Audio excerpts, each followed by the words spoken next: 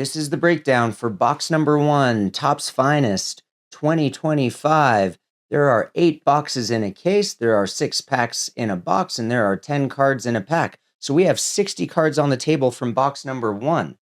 And this was a challenge to figure out the best way to break this down. I had to take some time. I went and got a haircut and took a drive and scratched my bald head to try and figure out what I wanted to detail and focus on. And so I think I've got it, at least for this box, and it may change, but we're going to, at the end, get our total value gained, our value ratio, our return on investment for this box. And we're going to look at what we pulled to see if we can start to find any similarities, patterns, and help us manage our expectations when we're either opening a pack or a box or a case. And so there were 27 total common cards. Of those 27, 12 were rookies. We'll talk about these common cards over here at the end of the video. There were 6 uncommon cards. 2 of those cards were rookies. There were 2 uncommon cards. Again, we're just talking base. One of those, Connor Norby here, was a rookie. If you're interested in seeing each individual card, watch the box break. That's a link is in this video down below, but it is the case study box 1 Topps 2025 Finest. But here's our rookie cards, and I picked up on this pattern of our base cards, and I'm going to need to open more boxes and then break it down further to see, but let me know if you notice any patterns in the base. Total base cards, 35. So the other 25 cards here, we had 2 refractors. They were both common. Then we had 3 checkerboard refractors. They look really nice. Jackson Jobe, wish he didn't have Tommy John surgery, because Detroit, between Skubal and this guy and their bullpen, they're good. And next year, I'm really excited to see what they can do. And so 3 checkerboards there, 2 checkerboards here, Suzuki in the uncommon, Pena in the rare. We had 6 total parallel cards. 2 of those were common cards. If they're not a low number, I'm not going to comp them out. I'll assign a generic value, and we'll do that in just a second, and it'll be a conservative value.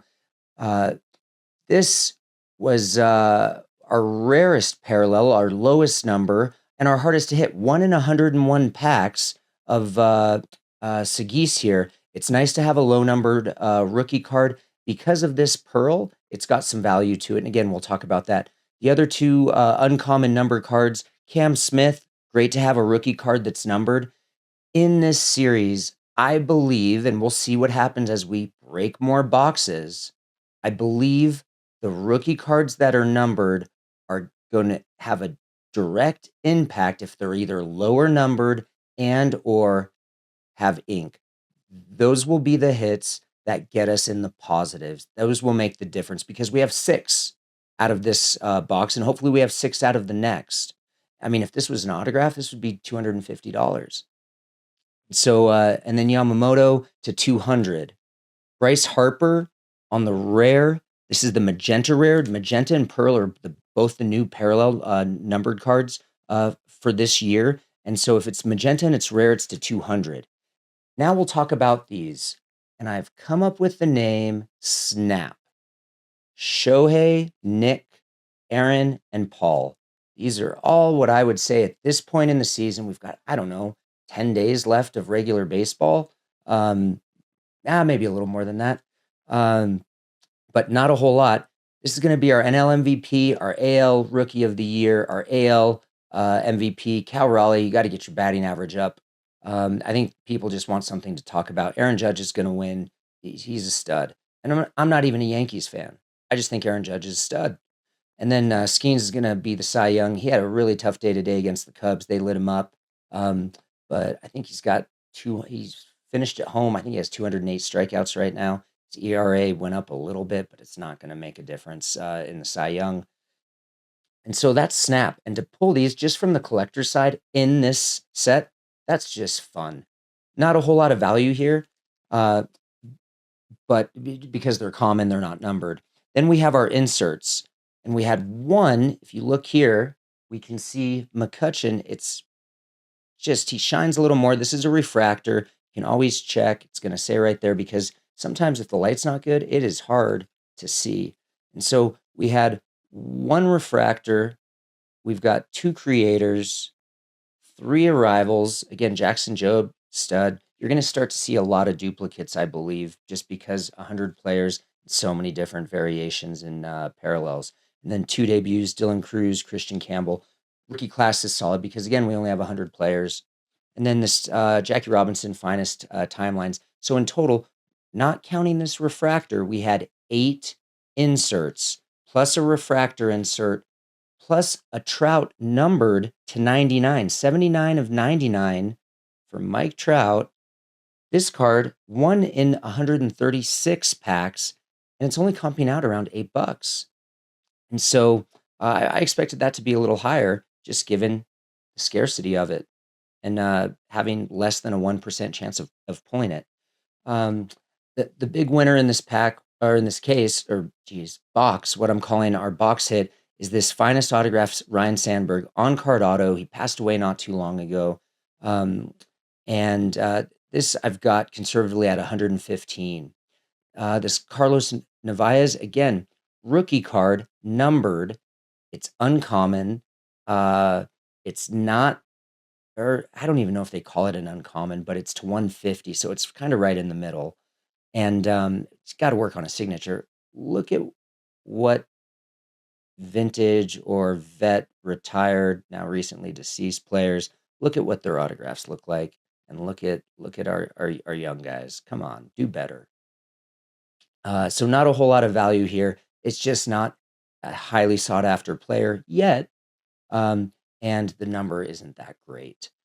And so if I take these 3 cards and I put a value on these, I comp Segis at 30, Trout, I was surprised he was low, but 8, and then Sandberg at 115. What I would do with these cards, I'd hang on to Trout, keep it as it is. It's a nice card, it's clean, and I like Mike Trout. And so I don't know if this will move a whole lot one way or another, but you never know. This Sandberg, I'm going to send off to PSA. It's really clean.